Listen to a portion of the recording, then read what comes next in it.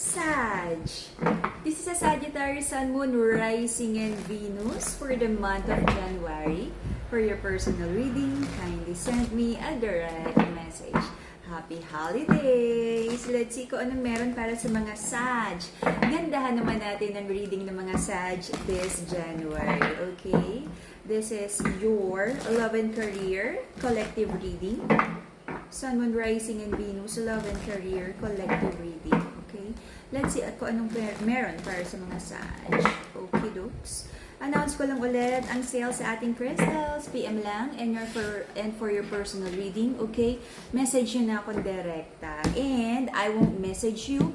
Kaya ako ay naghihintay lang ng message nyo. If someone is trying to message you at mag-alok ng kung ano-ano, hindi ako yon. Alright. Meron ditong offer na trying to step back. May mga doubts, okay? Especially the feminine. Sabi ng feminine, may mga trust issues sa connection na to. Marami din siyang mga doubts about pangarap, mga bagay na pinupurso niya for now. The masculine also is overthinking kasi ramdam ng masculine yung stress, no, nung feminine. Sabi niya, bakit parang nag-iba, nag-hold back ng offer of love, medyo nag-withdraw ng love, attention at care tong feminine. Okay? Feminine, nagkakaroon ka rin ba ng sleepless nights, mga anxieties, no?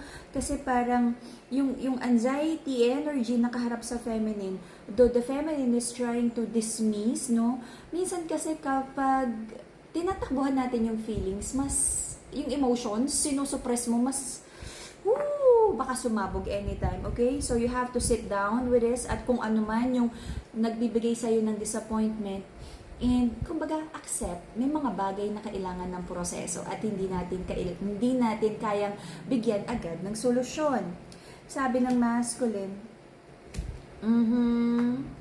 may toxicity sa connection na to. Gustong ayusin ng masculine ang situation na to, but nagkakaroon siya ng little white lies. Minsan, meron ding mga toxic habits at ugali yung masculine na dene-deny niya na hindi daw existent. Okay? Hindi daw yung totoo. Wala naman daw ganun. Okay? Hindi naman tapos ang connection na to. But I feel, both of you, may parating naman na magandang blessings. Okay? I feel, ibibigay nyo rin pareho yung effort, no, for this connection to move forward. But for now, and I feel, until the end of March, may mga manifestations kayo na maaaring magkaroon ng delays, but may paparating naman na something na pangtawid, okay? You're trying to hold back yung attention and love sa isa't isa. Sabi nyo is, ano ba talaga yung tamang gawin for now para ma-fix yung mga issues sa relationship na to. Sabi ng masculine talaga, gusto niyang i-heal yung situation here. Kung ano din yung kaya niyang itulong if nasaktan niya yung feminine, if the feminine is having like heavy thoughts lately, sabi niya gusto niyang matulungan yung feminine. Kaya lang may mga bagay talaga na nahihirapan yung masculine na maging honest sa connection na to. Pareho naman kayo gusto nyo ng victory sa situation na to, nagkaroon ng painful situation at mga bagay na mahirap tanggapin, no? Minsan talaga, yung energy ng masculine dito, may pagka-clueless siya on how to handle the situation, on how to love the feminine.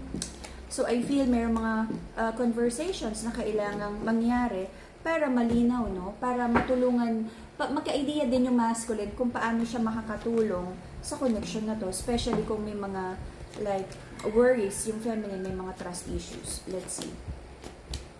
The reason for the reading here is nagkaroon ng backstabbing energy, someone feels betrayed, at na-test yung temper. Pagka ganito kasi, hindi to first time nangyari, kaya parang eto na nga, yung sabi ko na nakatalikod yung feminine. The feminine is trying to dismiss the fact na nasaktan siya, at she's trying to sweep under the rug yung mga issues. Nagkaroon ng betrayal, injustice, unfair situation, at talagang na-test ang patience, no? Na parang sobra na. Sobra na! Okay? Recent past, may mga manifestations. Ang mga Sagittarius, na sabi mo is, Lord, bakit ang tagal ng manifestations? Okay?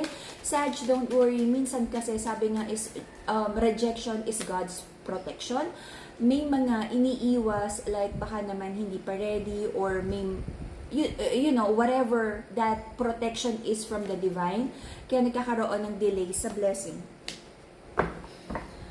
So, there's also an energy here na yung manifestation pala, yung expectations pala ng feminine is about mga pangako ng masculine at nagkaroon ng disappointments kasi kung ano man yung mga pangako or ine-expect na good morals at right conduct. Greatan nga sa GMRC itong masculine na to. Sabi niya, nakaka-disappoint, no? Sa GMRC. Masculine na to. Okay. So, may prayers and manifestations, sabi ng mga Sag, meron siyang pinagdarasal na wish fulfillment, the star card, energy, okay? Ano yung wish fulfillment? Sabi mo, Lord, ibigay mo na. Ano ba tong gustong ibigay para sa mga Sag? Tingnan natin. Christmas bonus ba yan?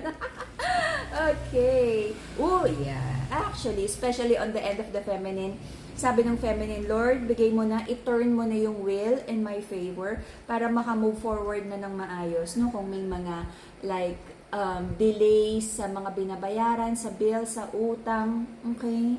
So, sabi ng feminine, Lord, i-bless mo na po kami because this is not just, pang bills like, merong mga binibuild na pangarap, kung may anak, no?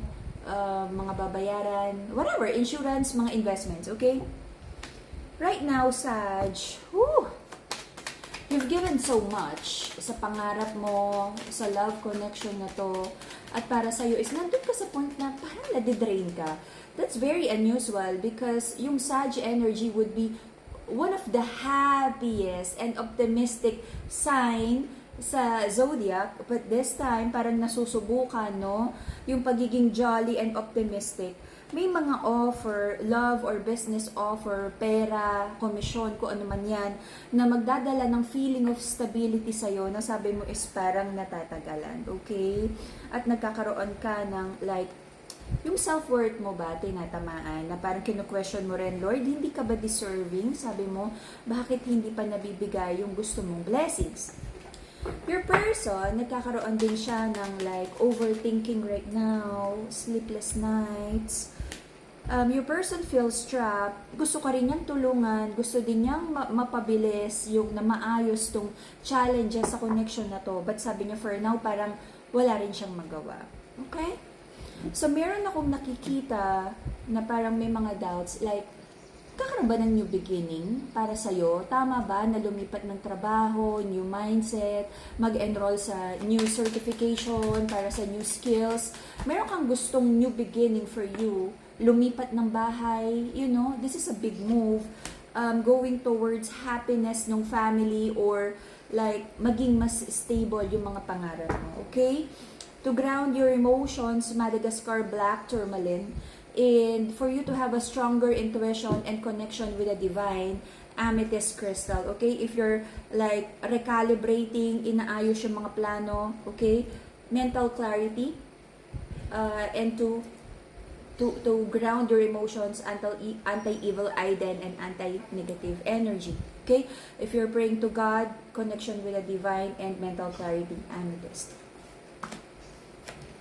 Nagkakaroon ba ng trust issues dito and or the feminine is feeling like may isang babae na connected sa connection na to na parang atribi nangingialam or nakakasira ng connection, nangingialam sa mga desisyon. Nagmamaganda na to. Okay. So, I feel, no, binubuo pa rin, Sag, binubuo mo pa rin yung plano. Meron kang gustong gawing conversation about this connection para magkaroon ng stability, but it feels like parang until the end of March is hindi mo pa rin makikita yung clarity here. If you're manifesting abundance hanggang sale, no, get luck na ng Brazilian citrine, alright? May masculine energy here na hindi nagiging honest, kaya medyo magulo yung energy.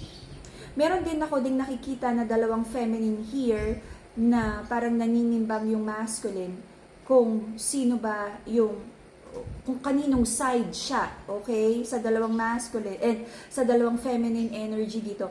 Kaya nagkakaroon ng doubts about future plans is because of inconsistencies at uncertainties ng mga taong involved sa connection na to.